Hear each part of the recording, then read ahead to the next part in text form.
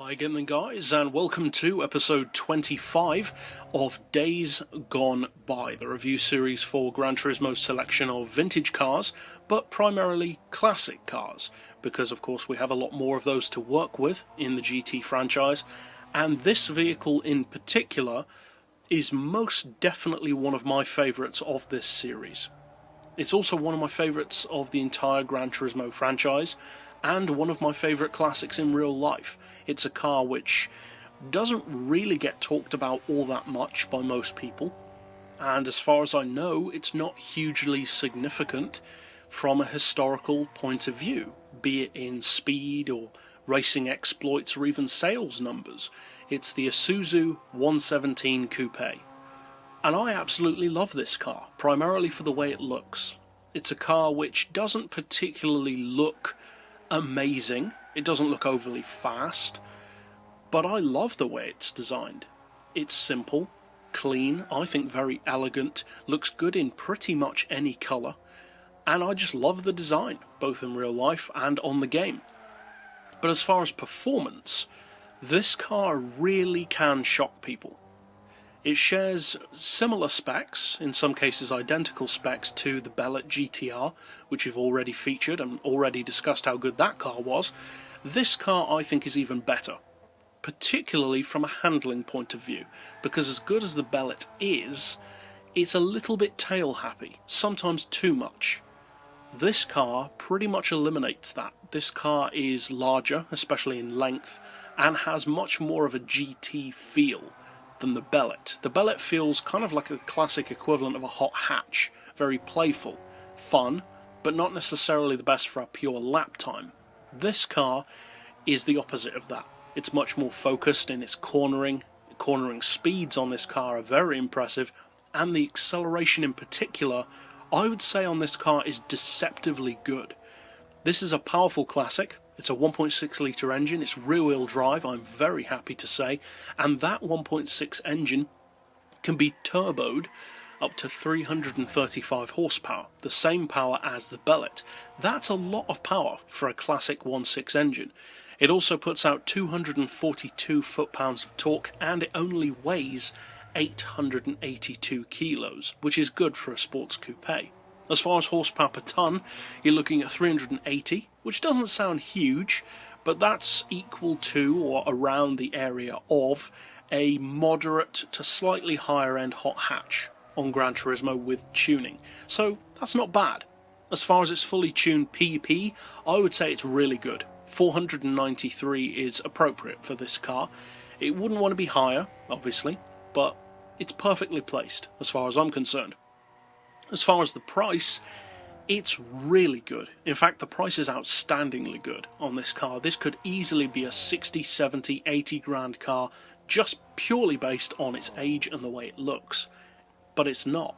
This car only costs just under 39 grand, and that, as far as I'm concerned, is brilliant value considering how good this car is. Now, the acceleration, as I've already mentioned, I would say is deceptively good. As far as top speed, it's not necessarily mind-blowing. You're looking at around 180, 190 under its own power.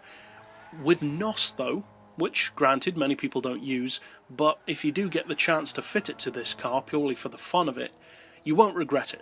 Because with NOS, this car becomes an absolute monster.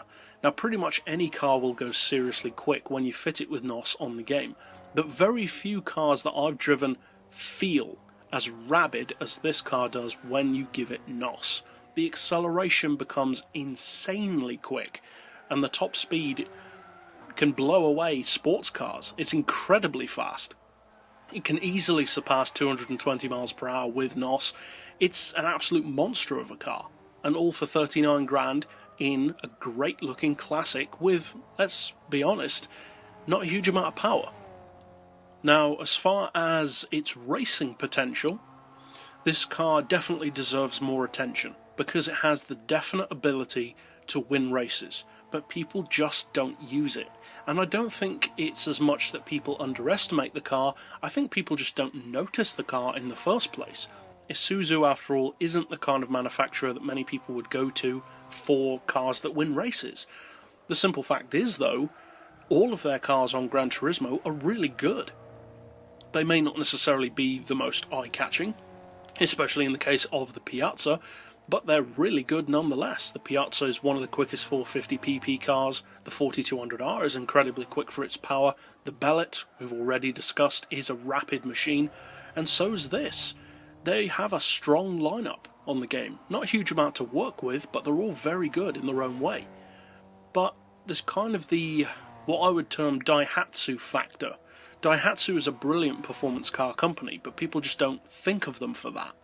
Likewise with the Isuzu. These days they make vehicles which you'd usually think of as being workhorse kind of cars, big off-roaders and trucks.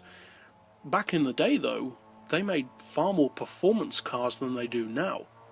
So overall, although this isn't a car which will necessarily beat everything it's up against, it's definitely a car which, if you do have the spare cash, especially of course if you are a classic fan, but even if you're not necessarily the biggest fan of classics, this is the kind of vehicle which could get you into classic cars. Because most people think of classics as being technology which can be outdated now. Why use a classic when you can buy a modern? This car is a perfect example of why. It offers the same kind of performance that you would want from a modern car, but in a package with more character, more deceptive performance, and a price which is just as good, if not better, than most of the modern cars on the game, which can give you this kind of competitive performance. So overall, it goes without saying. Of course I'm going to recommend this car, it's one of my favourite classics. Why wouldn't I recommend it? If you get the chance, check this car out. But that's it overall for this particular pick, and we'll see you guys next time, and as always, thanks for watching.